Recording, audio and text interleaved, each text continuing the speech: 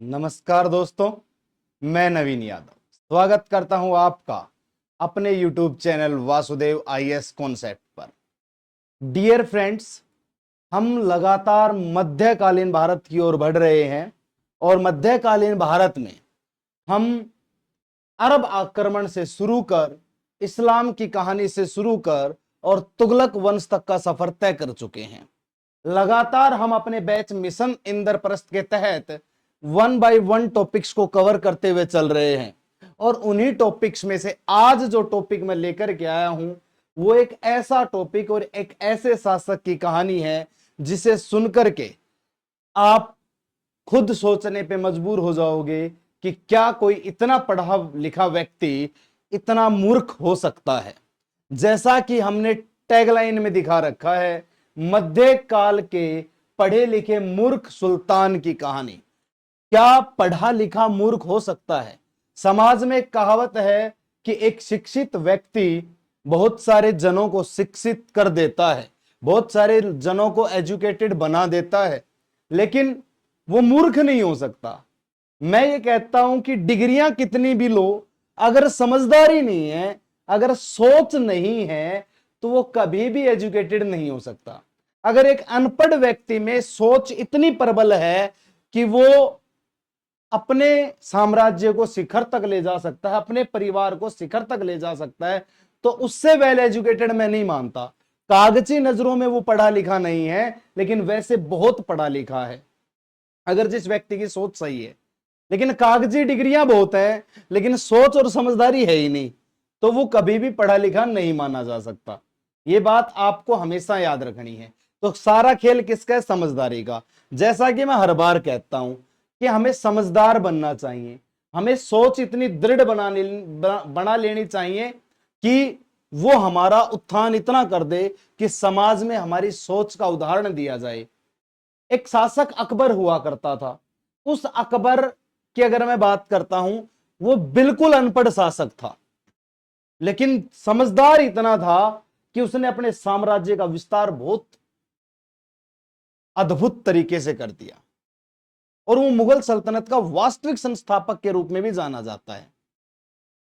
दूसरा, इससे भी पहले एक राजा के बारे में हमने पढ़ा जो उपद्रवी था, जो अय्याश था, जो अड़ियल था, अलाउद्दीन खिलजी। उसने भी अपनी सोच इतनी प्रबल रखी कि भाई वो दिल्ली सल्तनत के अंदर सबसे जबरदस्त बादशाह माना गया। लेकिन उन्हीं के बीच ये राजा कहां से ऐसा आ गया जो अपनी सोच का प्रयोग ही नहीं कर पाया।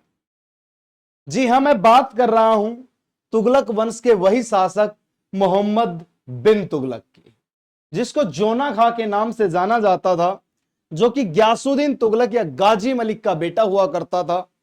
उस गाजी मलिक के बेटे ने अपने ही पिता की हत्या करवाई पहले तो, और फिर वो राजा बना।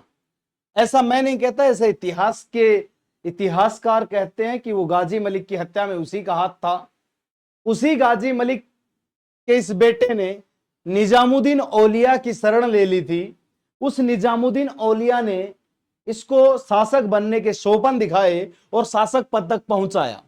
उसी निजामुद्दीन औलिया ने इसके पिता से कहा था, हुनूज दिल्ली दूरस्त, कि अभी दिल्ली बहुत दूर है। और दिल्ली दूर है यह कारण स्पष्ट हुआ जब उनकी मृत्यु हो गई। लेकिन यह पागल कैसे बना? पागल का मतलब यह नहीं कि किसी पागल खाने में भर्ती हो गया। पागल मतलब इसने इतनी योजनाएं बनाई, वो सारी विफल हो गई बेचारे की।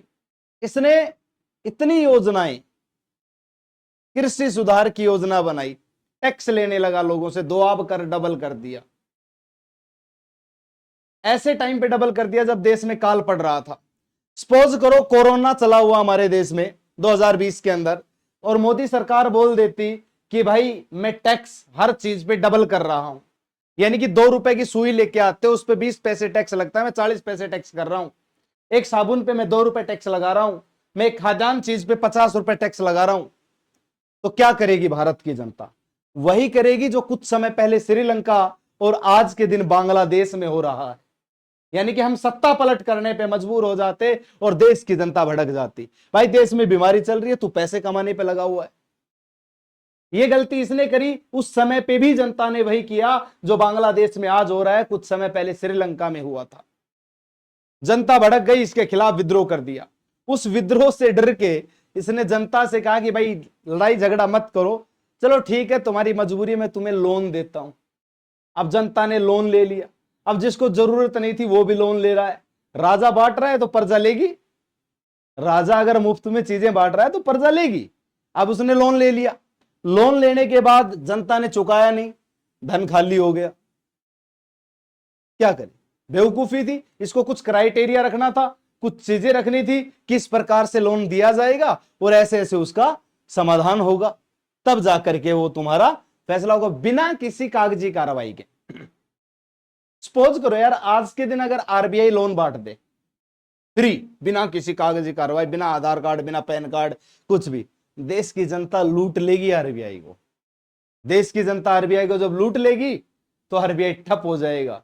सुनते हो ना आए दिन फला फला बैंक दिवालिया घोषित हो गया, ऐसे ही आरबीआई दिवालिया घोषित हो जाएगा। और आरबीआई दिवालिया घोषित होने का मतलब भारत की अर्थव्यवस्था चौपट हो जाएगी। भारत की अर्थव्यवस्था चौपट होने का मतलब भारत बिल्कुल इकोनॉमिकल कंडीशन में जीरो हो जाएगा। ये तब जब वो समझदारी से काम नहीं लेगा तो। लेकिन आरबीआई ने प्रिकॉशंस रखी हुई है, गाइडलाइंस रखी हुई है, आरबीआई ने बहुत सारी चीजें रखी हुई हैं जो आरबीआई के अधीन है। आरबीआई फ्री में लोन नहीं देता, बहुत सारी चीजें देखता है, तब जाकर के वो चीजें होती हैं। लेकिन ये राजा जिसका मैं जिक्र करूंगा वो बिना किसी प्रिकॉशन से, बिना किसी चीज के भारत देश में जनता को बहुत सारी चीजें दिखाएगा, लोन बांट देगा, मुद्राएं चला देगा। सोचिए उनका परिणाम क्या होगा, वो चीजें हम बताएंगे। इसकी 5 गलतियां रही, पांचों गलतियों पे हम चर्चा करेंगे। इसकी पहली गलती, टोकन करेंसी, सांकेतिक मुद्रा इसने चलाई। बहुत बढ़िया सोच थी इस सदी में, 14वीं सदी के अंदर, 14th सेंचुरी में किसी शासक की सोच इतनी प्रबल है कि वो टोकन करेंसी चला रहा है। जिसकी जरूरत आज है ये 14वीं सदी में चला चुका था। सोच के देखिए, 14th सेंचुरी में जब ये टोकन करेंसी चला चुका था लेकिन विफल हो गई। कैसे?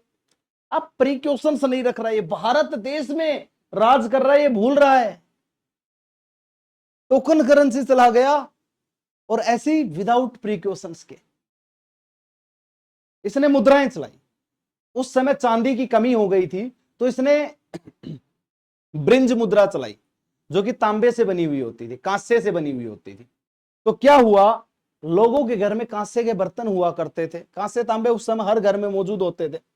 इसने कहा कि चांदी के बराबर इसका मूल्य होगा। लोगों ने घर के बर्तन तोड़ डाले और छाप दी, मुद्राएं चलाने लगे। इन्फ्लेशन हो गया। इन्फ्लेशन का मतलब मुद्रास्फीति हो गई, बाजार में पैसा ज्यादा आ गया। पैसा ज्यादा आ गया तो मार्केट वैल्यू डाउन हो गई, चीजें कम हो गई। अब चीजें कम हुई, इसको पता चला, जो मोहम्मद बिन तुगलक था उसको, ये तो मेरी तस्वीर है, कभी इसको ही सोच लो, मैं आपके सामने हूं भाई, ठीक है, कभी मेरे कोई मोहम्मद बिन तुगलक सोच लो तो ना, मैं तो उसके बारे में बताने आया हूं।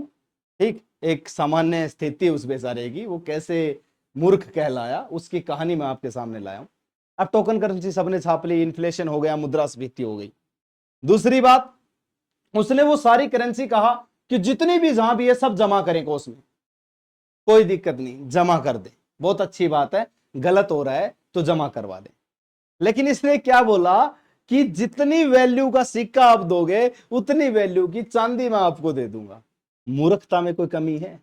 समझदार नहीं था। समझदार होता तो बदले की चीज नहीं देता। जिसने नहीं छापा था वो भी सिक्का छाप करके ले आया, ले महाराज ये 200 रुपए ये मेरे, ये दो ना चांदी के, ले आया। 5,000 रुपए वहां रखे हुए थे, वो दो ना, ये बदलिए ना। इस प्रकार से अब जिसने नहीं छापा वो छाप ले आया। फिर उसके बाद आधा धन वह खाली हो गया। आधा धन कहां खाली हुआ, इसने राजधानी दिल्ली से दौलताबाद स्थापित की।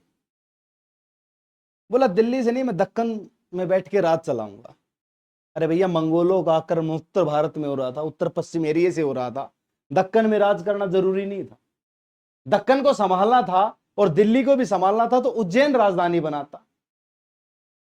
चंद्रगुप्त द्वितीय के टाइम पे दो राजधानियां हुआ करती थी, मानता हूं, कोई बड़ी बात नहीं है, लेकिन उसके अंदर समझदारी थी। उसने उज्जैन राजधानी बनाई, दक्षिण भी संभाल रहा था, उत्तर भी संभाल रहा था।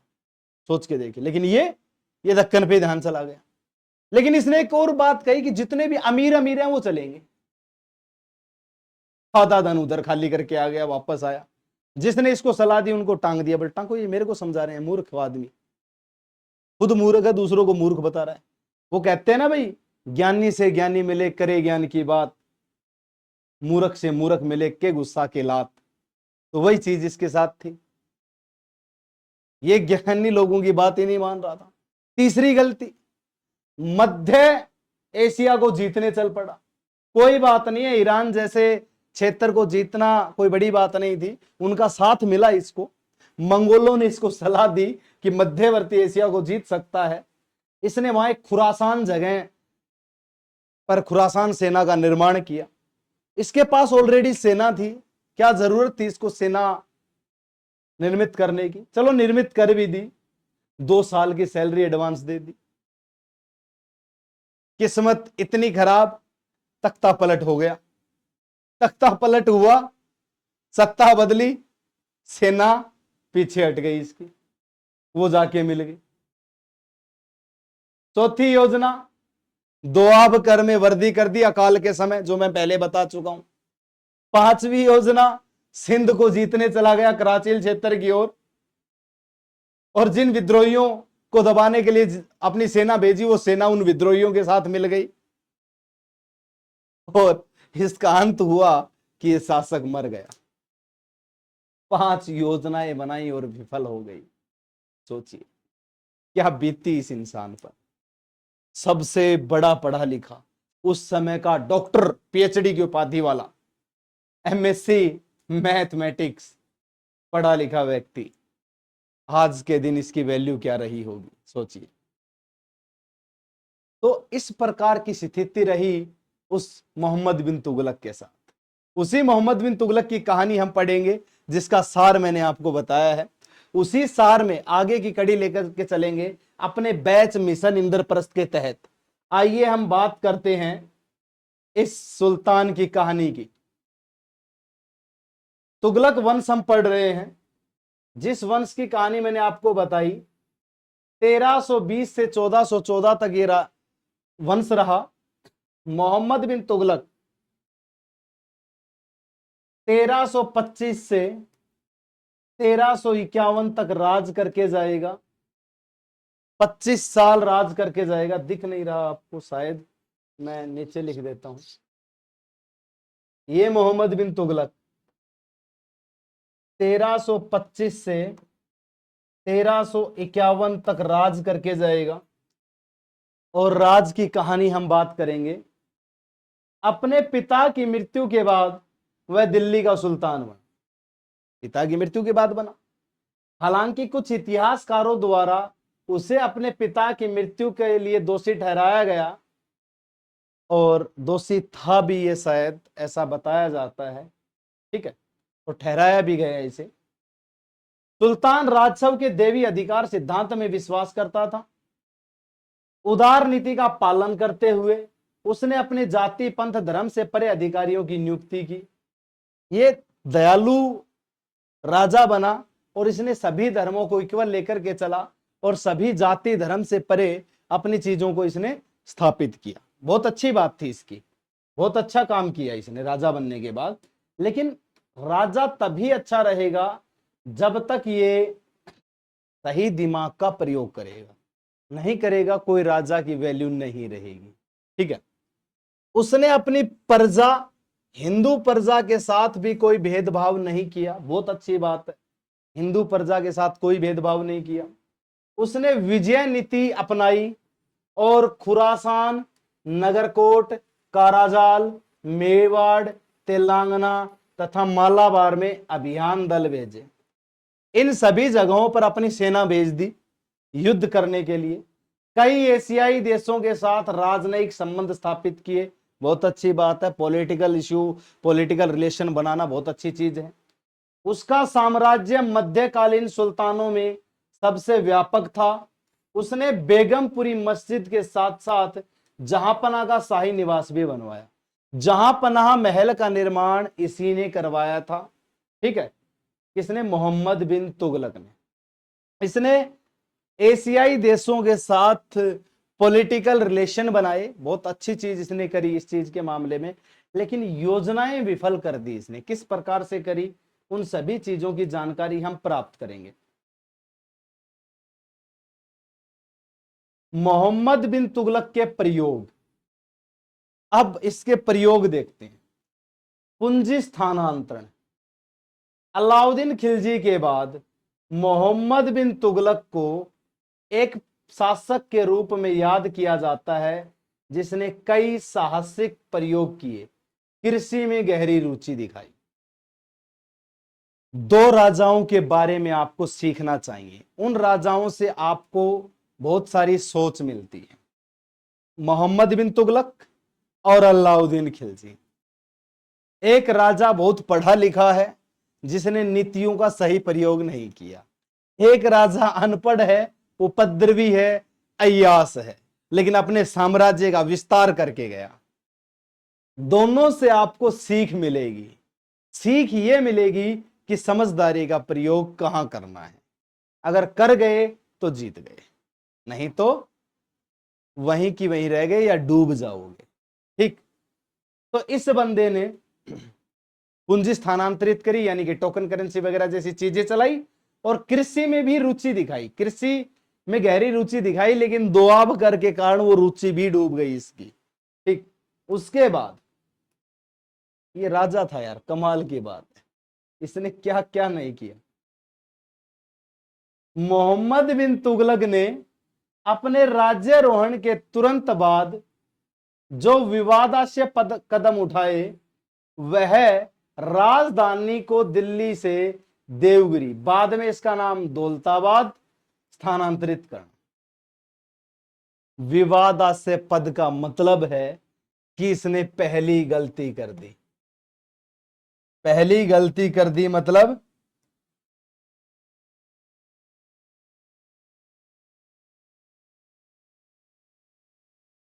राजधानी परिवर्तन।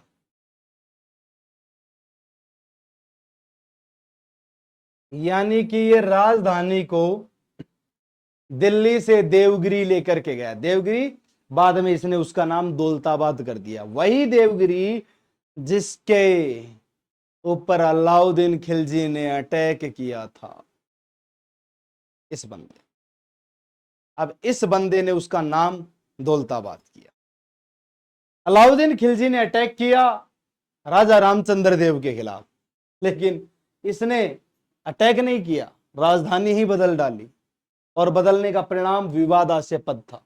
लोगों ने कहा कि महाराज ऐसा मत करो। इसने कहा कि चुप, मैं कर रहा हूं, मेरा काम है। उन्होंने मना किया, लेकिन इसने उनको लताड़ दिया और सजा दे दी। पहली गलती जिसका खामियाजा इसे भुगतना पड़ा।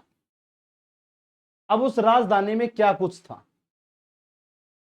केवल उच्च वर्गों जैसे शेखों, रईसों और उलेमाओं को दौलताबाद जाने की आवश्यकता थी। केवल शेख, बड़े ओहदे के व्यक्ति इनके, रईस, अमीर, रिच पर्सन, और उलेमा, वो दौलताबाद जा सकते थे, उनको जरूरत थी जाने की। ठीक है, बाकी आबादी दिल्ली में ही रही, बाकी दिल्ली में ही पड़े रहे बेचारे। अंततः बढ़ते असंतोष और इस एहसास के कारण कि दक्षिण से उत्तरी क्षेत्रों को नियंत्रित करना मुश्किल था। जब यह साउथ में बैठा हुआ था तो एक इसके मन में असंतुष्टि थी, और ये नॉर्थ के क्षेत्रों को कंट्रोल नहीं कर पा रहा था, तो वापस ये दिल्ली आएगा। अतः मोहम्मद बिन तुगलक ने दौलताबाद को राजधानी बनाने का फैसला किया। इसने संचार व्यवस्था में सुधार कर उत्तर दक्षिण भारत को एक साथ लाने में मदद की। लाना चाहता था साउथ और नॉर्थ इंडिया को एक साथ। ठीक, इनमें कई धार्मिक मान्यताओं को मानने वाले लोग भी शामिल थे। डिफरेंट डिफरेंट रिलीजियस थिंकिंग वाले लोग भी थे, जो कि दौलताबाद गए और वहीं बस गए। इन लोगों को तुर्क अपने साथ उत्तर भारत ले आए थे एवं इन्होंने दक्कन में सांस्कृतिक, धार्मिक और सामाजिक विचारों के प्रसार में महत्वपूर्ण भूमिका निभाई।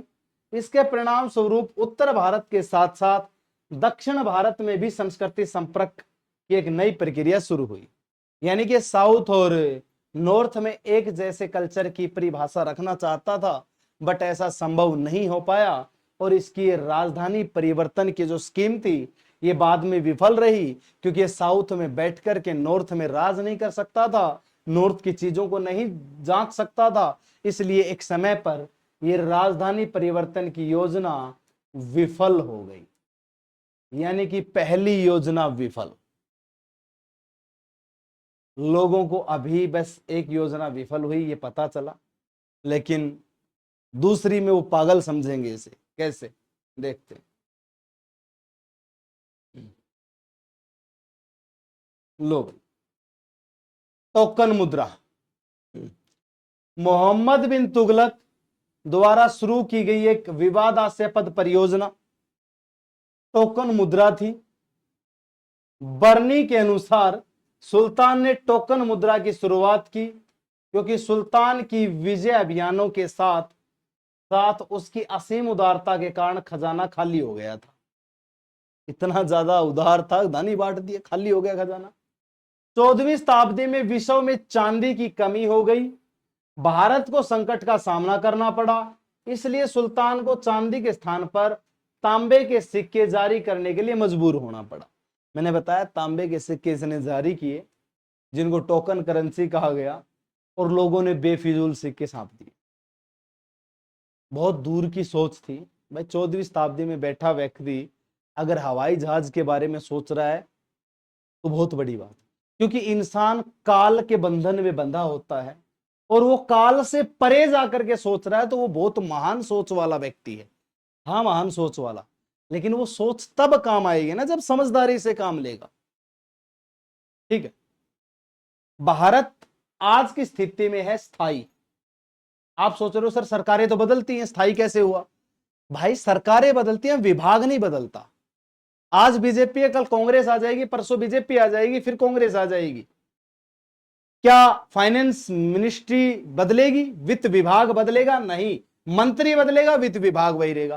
क्या आरबीआई बदलेगा? नहीं, वही रहेगा। वही स्थायी इंस्टीट्यूशंस हमें इस चीज को, इस करेंसी को मजबूत बनाने के निर्देश देते हैं। वही हमें वचन देते हैं कि हम ये धारकों के लिए कर रहे हैं।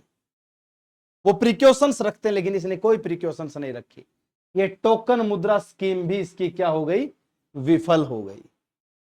इस सोच में आधा खजाना राजधानी परिवर्तन में खाली हुआ, कुछ इसमें खाली हो गया।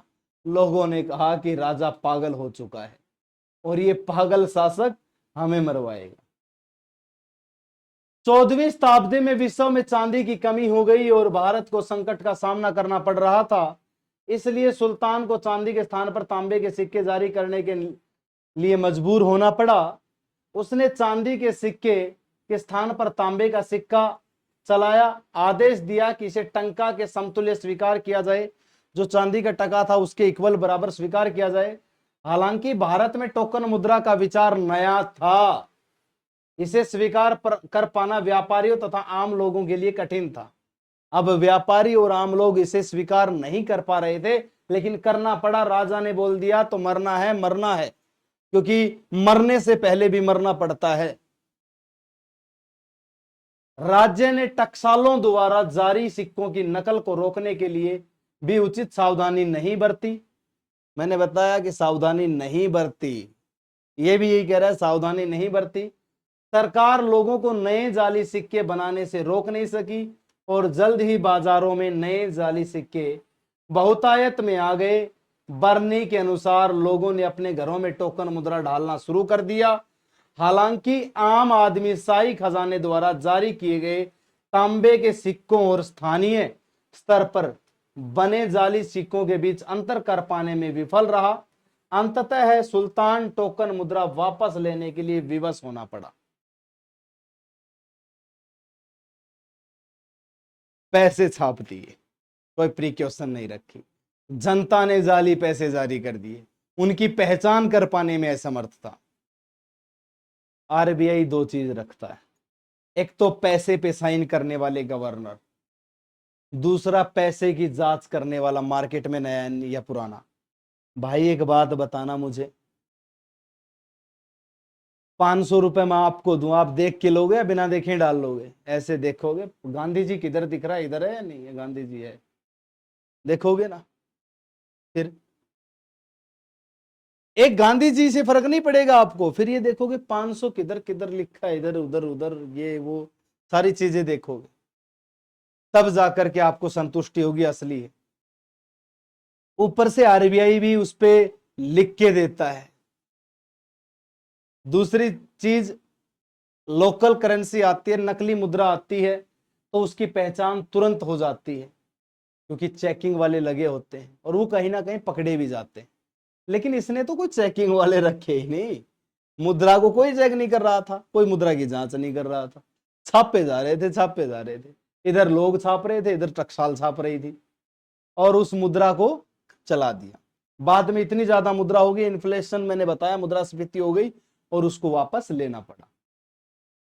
उसके बाद ये विफल रही इसकी योजना, दो योजनाएं विफल हो चुकी हैं इसकी। तीसरी योजना, खुरासान और कराचील अभियान। 14वीं शताब्दी की शुरुआत में मोहम्मद बिन तुगलक के नेतृत्व में दिल्ली सल्तनत ने अपनी सीमाओं को सुरक्षित करने और सीमा विवादों को सुलझाने के लिए कई सैन्य अभियान शुरू किए। खुरासान अभियान का उद्देश्य पश्चिम में अधिक रक्षात्मक रक्षणीय सीमाएं स्थापित करना था। हालांकि यह अभियान कार्यान्वित होने में असफल रहा। दबाव दिया मैंने असफल पे, तीसरी योजना विफल हो गई। मैं इसको कोई मूर्ख साबित करने पे जोर नहीं दे रहा हूं, आप मत मानना मैं दबाव डाल रहा हूं, इसके काम, इसकी सोच, इसकी समझदारी दबाव डाल रही है, वो इसे मूर्ख बना रही है, मैं नहीं बना। इतिहास कह रहा है भाई, मेरी कौन सी दुश्मनी है इससे, कौन सा मेरा हिस्सा इसके हिस्से आ रहा है ना? तो फिर मजबूरी इसकी थी, ये खुद मूर्ख कहला। और जब ये अभियान असफल रहा, कराचीन अभियान उन पड़ोसी पहाड़ी राज्यों के साथ सीमा विवाद को सुलझाने का प्रयास था जो चीन के प्रभाव में थे। हालांकि यह अभियान अंततः विफल हुआ। इस असफलता के बावजूद बाद में चीन और दिल्ली के मध्य कूटनीति वार्तालाप शुरू हुआ, दोनों चीज विफल हो गई। तीसरी योजना इसकी विफल हो गई। जनता ने बोला पागल आदमी है, कोई कसर नहीं है, चाहे हो ये अपने आप में तहसीलदार की पोस्ट पे हो, चाहिए शासक, कुछ भी अपने आप में, लेकिन भाई ये पागल आदमी है। मंत्रिमंडल को भरोसा हो चुका था, जनता को भरोसा होना बाकी था। अब जनता को भरोसा कब हुआ कि ये पागल है, तो वो भी देख लेते हैं भाई।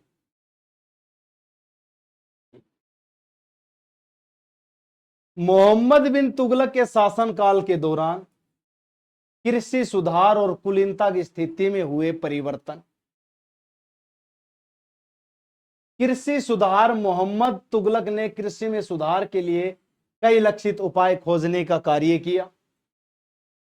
इनमें से अधिकांश का परीक्षण दोआब क्षेत्र में किया गया। दोआब बताऊंगा ये भी क्या होता है। अलाउद्दीन खिलजी की नीति के अंतर्गत क्षेत्र के जमींदार, जिन्हें खुत और मुकदम कहा जाता था, इनके लिए भी अन्य लोगों के समान ही कर का भुगतान करने का प्रावधान था। परंतु मोहम्मद तुगलक इसमें विश्वास नहीं करता था। वह राज्य के लिए भू राजस्व का पर्याप्त हिस्सा अवश्य ही चाहता था। सत्ता में रहने के दौरान उसने जिन नीतियों को बढ़ावा दिया वे बुरी तरह विफल रही। मैंने फिर चौथी बात विफल कहा, विफल रही। ये यार बेचारा विफल कर रहा है। दोआब, दोआब की अगर मैं बात करता हूं,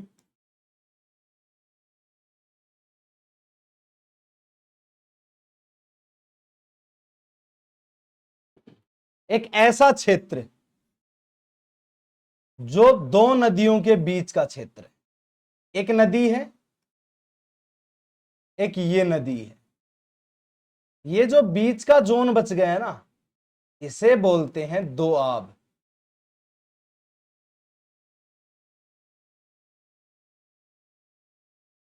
आज के दिन भारत में 5 दोआब बनते हैं, 5 दोआब बनते हैं और ये दोआब विफल रहा। ठीक, चौथी योजना विफल रही इसकी, मैंने बता दिया। डबल टैक्स लेगा, जनता ने विद्रोह कर दिया। अरे कैसे ले लेगा भाई, डबल टैक्स अकाल पड़ा हुआ है। अब भूखमरी आ रही है, सरकार टैक्स मांग ले, कहां से दे देंगे हम। ठीक, हालांकि उन नीतियों का दीर्घकालिक प्रभाव सकारात्मक था। मोहम्मद तुगलक के शासनकाल की शुरुआत में गंगा के दोआब में अत्यधिक कर निर्धारण के कारण गंभीर किसान विद्रोह हुआ। मैंने बताया किसानों ने विद्रोह किया, किसान गांवों से भाग गए और मोहम्मद तुगलक ने उन्हें पकड़ने एवं दंडित करने हेतु कठोर कदम का सहारा लिया। अब किसान भाग रहे हैं, पैसे है नहीं, इसने दंडित करना चाहा उनको। सोचिए, लोगों ने विद्रोह कर दिया। उसके बाद लगभग 6 वर्षों तक इस क्षेत्र को तबाह करने वाले भीषण अकाल ने स्थिति को और भी बदतर बना दिया। मवेशियों और बीजों तथा कुएं खोदने के लिए अग्रिम राशि राहत के प्रयास बहुत दरों में किए गए। दिल्ली मौतों की संख्या इस कदर बढ़ गई कि हवा भी प्रदूषित हो गई। लोग इतने मर गए कि हवा प्रदूषित हो गई। सुल्तान ने दिल्ली छोड़ दी, सुल्तान ही दिल्ली छोड़ के चला गया और 2.5 साल तक दिल्ली से 100 मील दूर कन्नौज के पास गंगा के तट पर स्वर्गद्वारी नामक शिविर में जीवन बिताया। दिल्ली लौटने के पश्चात मोहम्मद तुगलक ने दोआब में खेती के विस्तार और सुधार के लिए एक योजना का शुभारंभ किया। उसने दीवान अमीर कोही नामक एक अलग विभाग की स्थापना करी और एक अलग विभाग बना दिया। अब वो अलग विभाग इसने बना दिया तो विद्रोह हुआ। चौथी योजना विफल रही और अंतिम योजना की ओर हम बढ़ते हैं। तो देखिए, क्षेत्र के अधिकारी की अध्यक्षता में ब्लॉकों में विभाजित किया गया था, जिसका कार्य किसानों को ऋण देकर यानी कि लोन बनाने की योजना बनाई और यह योजना भी बड़े पैमाने पर विफल रही, यानी कि लोन देने की योजना भी इसकी विफल रही। उद्देश्य के लिए चयनित व्यक्ति अनुभवहीन बेईमान थे। अब बेईमान लोग भी इस ऋण का फायदा उठाने लगे, स्वयं उपयोग के लिए धन का दुरुपयोग करने लगे। मोहम्मद बिन तुगलक की मृत्यु हो गई और फिरोज ने ऋण माफ कर दिया। जैसे ही ये मरता है तो मोहम्मद बिन तुगलक जैसे ही मर गया, फिरोज शाह तुगलक आया, उसने कहा कि ठीक है, उससे गलती हुई, मैं उस कर्ज को माफ करता हूं और उसकी असफल योजनाओं को सफल बनाने का प्रयास करता हूं। फिर दिल्ली सल्तनत का वो सुल्तान आएगा फिरोज शाह तुगलक, जो तुगलक वंश को आगे लेकर के जाएगा, जिसके बारे में विचारधाराएं अलग होंगी। तो ये 5 योजनाएं इसने बनाई और 5 विफल रही और अंत में ये मृत्यु को प्राप्त हो गया। दोआब करके बाद जनता को भी पता लग गया कि शासक पागल है। अब मंत्री और जनता दोनों को पागल, इसको समझने लगे पागल, और फिर अंत में जब मरा तो कहते हैं कि प्रजा को राजा से और राजा को प्रजा से, दोनों को मुक्ति मिल गई। ये कहानी थी दिल्ली के मूर्ख सुल्तान मोहम्मद बिन तुगलक की। कैसे पढ़ा लिखा शासक मूर्ख बना, वो कहानी मैंने आपको बताई और उस राजा की कहानी बताई। मैक्सिमम सभी एग्जाम्स के लिए इंपॉर्टेंट ये टॉपिक आपके सामने लाया। नेक्स्ट क्लास में मोहम्मद बिन तुगलक के बारे में पढ़ेंगे। जितनी भी कहानियां मैं लेके आता हूं उनको अच्छे से सुना करें। पहले कहानियां थोड़ी बड़ी होती थी, अब उनको एक सीमित समय में मैं आपके सामने ला रहा हूं ताकि आप अच्छे से देख सको और समझ सको, और एग्जाम में इनसे रिलेटेड जो भी क्वेश्चंस आएंगे वो यहीं से आएंगे। इन चीजों को अच्छे समझा करो, ठीक है। पीडीएफ आपको बाइलैंग्वेज में मिल जाएगी। दूसरा भैया, आप जो भी नए चैनल से जुड़ रहे हो उनका स्वागत है। और आप चैनल को ज़्यादा से ज़्यादा शेयर सब्सक्राइब करवाया करें ताकि सभी बच्चों तक ये वीडियो पहुंच जाए। और आज के लिए इतना ही रहेगा। जय हिंद, जय भारत, थैंक यू।